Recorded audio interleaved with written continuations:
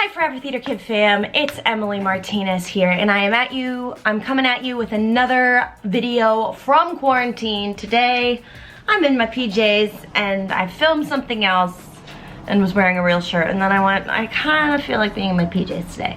Self-care, sometimes you gotta slum it. Today is day 18 of quarantine. I don't know when this is going up, hopefully soon, but 13. Are you sure? Yeah, day 13. Okay, apparently today is day 13. It feels like year 10. I'm losing my mind, my marbles. But mainly because I feel like we're not interacting with people as much. I'm interacting with my husband and with my dog, and that's about it. So in this video, I am going to tell you a couple of apps that I think were really useful on cruise ships for communicating with people when you were super far away from them, and I think they're super relevant now. They're very user-friendly.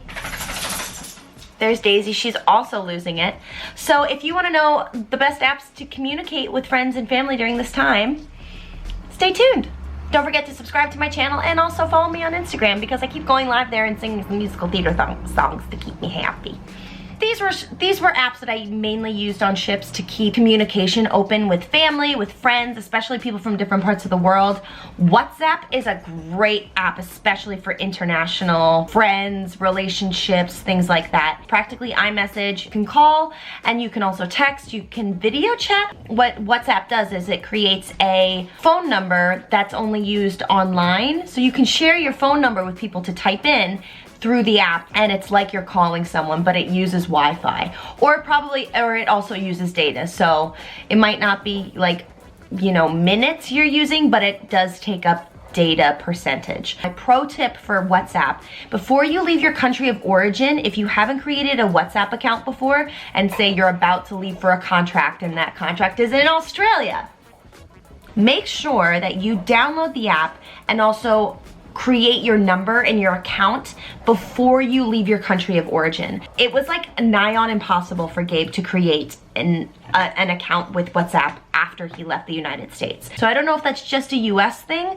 but I think it's best to just create your entire account before you even leave, if you can. If you can't, I'm sure there's also an option, but we found it pretty difficult to be able to do that. That's how we communicate with a lot of our friends from the UK. I don't use it all that much now because there are so many other apps as well, but I know that's one that's like a tried and true for so many people, especially on cruise ships. The next app I think that is really, really great and easy and user-friendly is the Facebook Messenger app.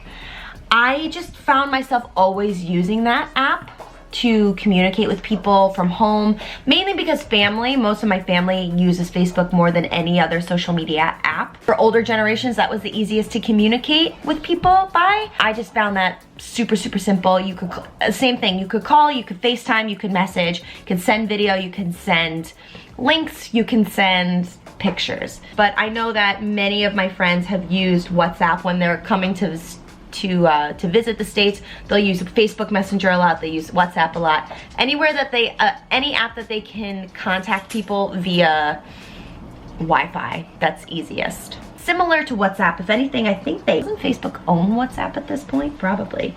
Facebook definitely owns Instagram. Instagram is another one that I communicate with people a lot on. Honestly, I use Instagram so much to communicate with people. I send voice memos, I send videos, I send DMs. You can even call or like video chat with people on Instagram as well. So I feel like kind of whatever your choice social media app is that you are active on, whatever your platform is, for the most part, you can communicate with people from anywhere in the world through that app. I think using apps like this feels quite safe, especially if maybe you're meeting someone for the first time. You don't want to give them your actual phone number. You can give them something like a WhatsApp. You know, just make sure location services are turned off for things, right? FaceTime, I mean, I use FaceTime especially when I'm in the States. When I'm in my country of origin, when I'm in the United States, FaceTime and iMessage are my main go-tos because that's what the iPhone has. Not a lot of people know this app as much as I think they should. It does require a lot of data or being on Wi-Fi, but Marco Polo is a really great app. Oh, I'm very behind on my Marco Polos. So Marco Polo is a video communication app. So you know when you're on Facebook Messenger or you're on Instagram, you have like an allotted time to which you're allowed to like send a voice memo or a video message to someone. On Marco Polo, you can have an ongoing conversation and it can be as short or as long as you want. And I think that's really cool. I have a couple of accountability groups for YouTube where we'll talk about ideas and we give each other resources, and then we'll just talk about life. Actually, always behind on those. For some reason, I'm just like always behind. They kind of store up, let's see if it pops up. So it stores up the amount. So you create different groups. You create different groups, so you'll send out a video and it will go out to the entire group. Or you can create like one-on-one conversations. So I don't know, I just think it's a really nice way to, if you want to like have a one-on-one interaction with someone, but you might not be able to. Daisy wants to play.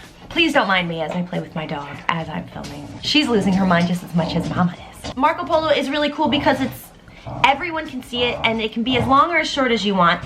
And you're just creating, it's like you're in a room with someone. It's like a virtual letter. Like, I don't even know how to explain it. I do know how to explain it, actually. It's very simple. They're just video messages that you're sending back and forth. So instead of a text message or a voice message that you're sending back and forth, it's a video message. Don't know why I couldn't find those words in this video. But it's just a video that you see of somebody chatting with you, having a conversation, and it's just nice that it doesn't get cut off. I like that. Once you've sent a certain amount of polos, as they're called, you can send text, you can send like little graphics and stuff like that. So say you're trying to explain like a picture you saw or an email that someone sent you and you're trying to get advice on it. After you've sent a certain amount of polos, you can post the picture and then and speak over it. Does that make sense? So yeah, I just think that Marco Polo is really great. I think it would be tough to use on the ship. I know that I always had trouble accessing it because the bandwidth of shipboard internet wasn't always great. But if you went to a cafe and stuff like that, a spot that had really good internet, you'd be able to access the polos. I just think it's really nice to be able to video chat with people, even if it is, you know, not in real time, especially when you're far away or you're in quarantine and all you want to do is just have more human interaction.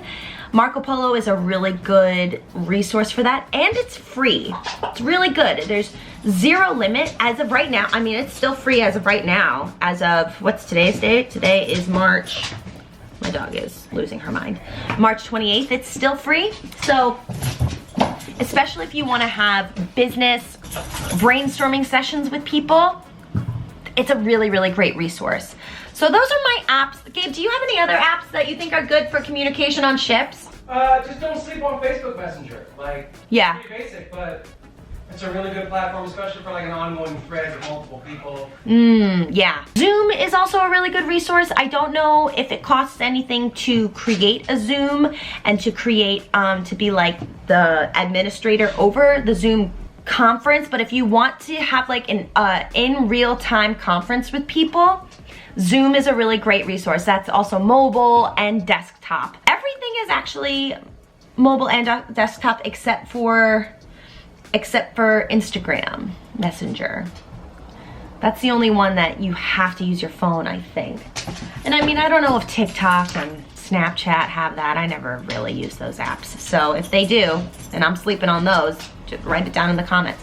All right, the dog is losing her mind, and that's all I have to say. So I hope that these apps can help you, especially during this time in quarantine where you're just trying to interact and have more than just a dog and one other person to interact with. That you enjoyed this video.